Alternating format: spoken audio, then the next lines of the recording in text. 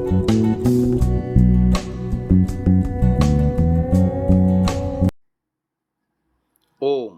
नमस्ते जी। आज का विषय है साधना का आरोह क्रम। आरोह माने चढ़ना। यहां पर आरोह से तात्पर्य है स्थूल से सूक्ष्मतम तक का क्रम।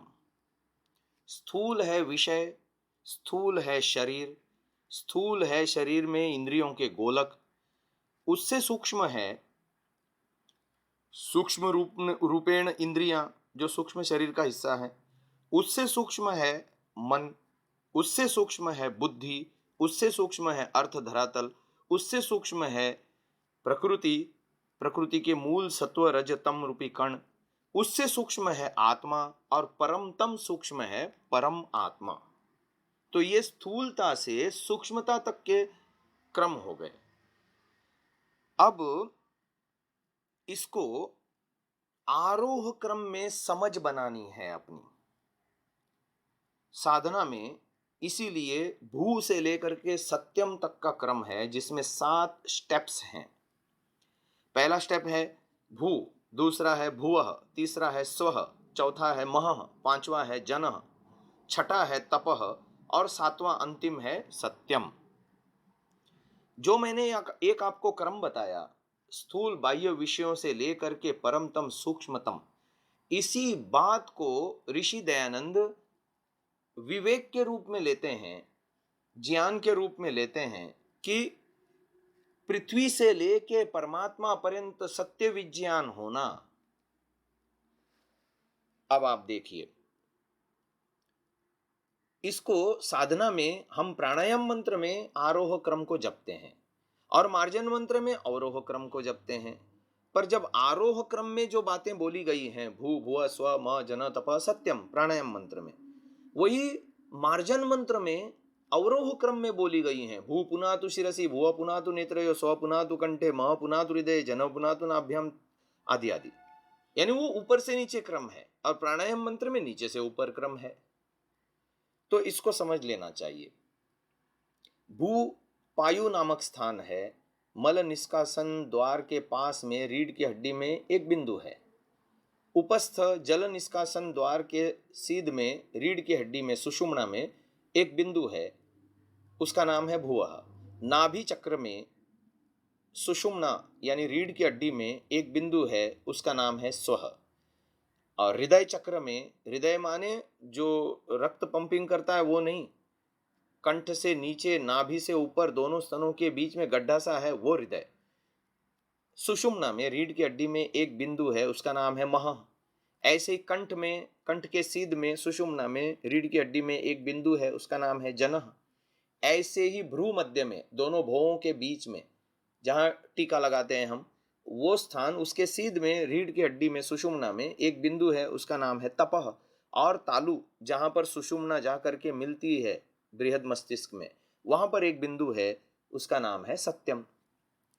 अब इनमें पांचों कोशों को स्तरीकृत किया गया है।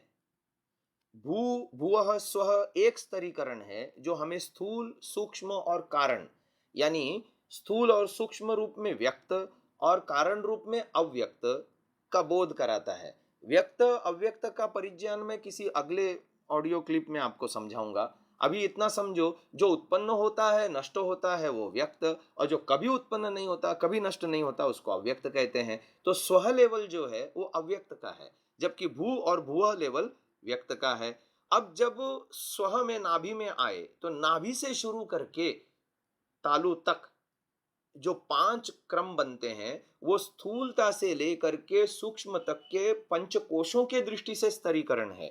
नाभि में अन्नमय कोश, हृदय में प्राणमय कोश, कंठ में मनोमय कोश, भ्रू मध्य में विज्ञानमय कोश और तालु में आनंदमय कोश। पूरा का पूरा भव संक्रम नाभि, हृदय, कंठ और सिर यहां तक सीमित है, और इसके बाद भव पार है। यानी व्यक्ति समाधिस्थ होकर के, प्रकृति से ऊपर उठ करके, इंद्रियों से परे जा करके अपने आत्मा परमात्मा का दर्शन करता है। प्रकृति को अलग देखता है, अपने को अलग देखता है, आत्मा को, परमात्मा को अलग देखता है। तो ये सत्यम लेवल है। लेकिन उससे नीचे तपः, जनः, महः और स्वः, ये जो लेवल हैं वो क्रमशः नीचे से ऊपर उठते हुए नाभि, हृदयम, कंठ और शिर, इनके द्योतक हैं। इन क्षेत्रों में हमको आरोह क्रम में साधना करनी होगी। पहले तो इनको समझना होगा, ये अन्नमय कोश क्या है। पृथ्वी से लेकर अस्थि पर्यंत का समुदाय अन्नमय है, ऐसा ऋषि ने लिखा है अन्नमय कोश में, सत्यार्थ प्रकाश में। उसको यूं समझो आयुर्वेद की भाषा में, जो भी हम अन्न पान खाते हैं, पीते हैं, सेवन करते हैं, वो सारा का सारा आयुर्वेद की भाषा में सप्त धातुओं में परिणत होता है। अन्न से रस बनता है, रस से रक्त बनता है, रक्त से मांस बनता है, मांस से मेद बनता है, मेद से अस्थि बनती है, अस्थि से मज्जा बनती है, मज्जा से वीर्य या शुक्र, शुक्र कह सकते हैं। शुक्र के दो विभाग हैं, एक रज एक वीर्य। तो ये सप्त धातुओं का निर्माण जो है जिसमें होता है वो है अन्नमय अस्तित्व। ये सबसे स्थूल अस्तित्व है। इससे सूक्ष्म है प्राणमय, जो इसके ऊपर नियंत्रण रखता है। प्राण के अस्तित्व से ही यह अन्नमय अस्तित्व जीवित है, या जीवन के लक्षण इस भौतिक पिंड में प्राणमय अस्तित्व के कारण से है। ये प्राण चल रहे हैं तो आंखें देख रही हैं, कान सुन रहे हैं, वाणी बोल रही है, हाथ पैरों में चलन वलन है, दिमाग सोचता है, हृदय धड़कता है, पाचक रस उत्पन्न होते हैं, शरीर में रस रक्त मांस मेद अस्थि मज्जा आदि उत्पन्न होकर सुवितरण होते हैं, शरीर से अपशेष मलों का निष्कासन भी हो रहा है। ये सब प्राण उसके ऊपर कंट्रोल करता है, नियंत्रण करता है। और वो अन्नमय अस्तित्व से सूक्ष्म अस्तित्व है। अन्नमय अस्तित्व का यानी शरीर छोड़ के जब जीवात्मा चला जाता है तो ये प्राणमय अस्तित्व जीवात्मा के साथ चला जाता है और शरीर मृत हो जाता है। तो ये जो है उससे अब ये प्राण में अस्तित्व के ऊपर नियंत्रण करने वाला हमारा इमोशनल वैचारिक धरातल है, जिसे मनोमय कोश कहते हैं।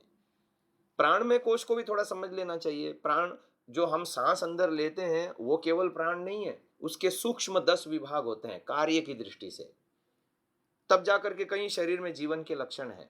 प्राण माने जीवन धारण करने वाला, अपान माने शरीर से अपशेष मलों को बाहर निकाल करके हमारे दुखों को दूर करने वाला, शरीर को निरोग स्वस्थ बनाए रखने वाला। और समान माने नाभिस्थ होकर के पूरे शरीर में खाए पिए अन्न रस को पहुंचाने वाला। व्यान माने पूरे शरीर, हृदयस्थ होकर के पूरे शरीर में चेष्टा विशेष का जो कारण बनता है वो व्यान है। और उदान कंठस्थ होकर के अन्नपान आदि को नीचे खींचता है और जीवात्मा की ऊर्ध्व गति कराता है वैचारिक धरातल पर, आत्मा को परमात्मा से मिलाता है। तो ये बहुत सारी सूक्ष्म वैचारिक धरातल तक पहुंचाता है। गहराई हम नापते हैं वैचारिक धरातल की, या ऊंचाई नापते हैं हम आकाश में ज्ञान विज्ञान की, तो ये जो है उदान का कार्य है। तो ये प्राणमय कोश का अस्तित्व हो गया। इसके ऊपर नियंत्रण करने वाला हमारा वैचारिक धरातल होता है, मनोमय कोश होता है, कंठ जिसका केंद्र है। हम कहते हैं ना शाम तक ये मंत्र कंठस्थ करो, विद्या कंठ की पैसा गांठ का। तो ये मनोमय कोश हमारा कंठ में उसका केंद्र है। और जो है ये हमारा इमोशनल भाग प्राणों को और शरीर को भी कंट्रोल करता है। जैसा आदमी सोचता है वैसा ही बोलता है, वैसे ही क्रियाएं करता है। तो सारे विचारों का, सारे कर्मों का उद्गम है मन। अब आप देखिए वैचारिक धरातल उससे सूक्ष्म है प्राण से भी। प्राण तो महसूस भी होते हैं, लेकिन अंदर मन देखने में नहीं आता कैसा है मन। हम उसका उपयोग लेते हैं दिन भर, सुबह उठते ही चालू हो जाता है ये मन के विचार चालू हो जाते हैं। हम चाह करके भी ज्ञान कर्म उपासना से मन से रोक नहीं सकते अपने आप को। तो ये मनोमय अस्तित्व हमारा हो गया।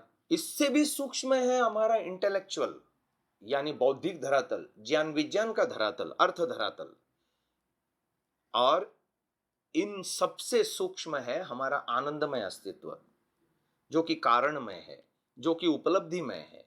ये चारों क्षेत्रों में, अन्न प्राण मन विज्ञान क्षेत्र में जब हम उन्नति करते हैं, साधना करके आरोहण करते हैं, इन केंद्रों को नाभि हृदय कंठ सिर, जैसा कि हम संध्या में भी बोलते हैं, ओम नाभि ही ओम हृदयम ओम कंठ ओम शिरः।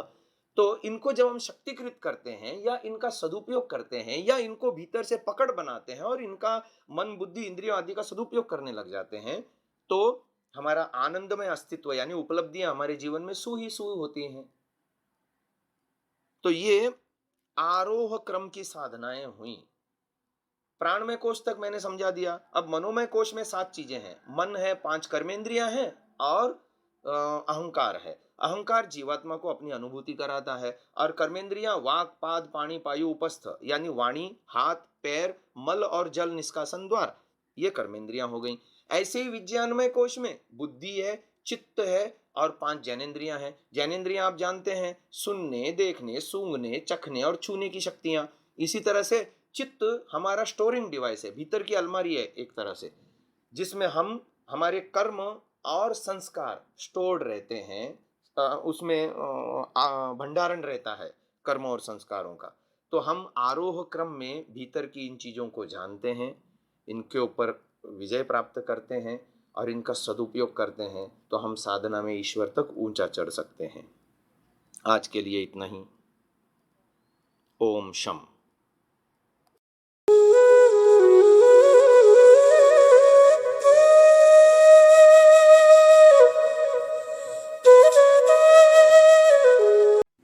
Download Sansa app, Rvirdal app, visit sansa.org, rvirdal.in।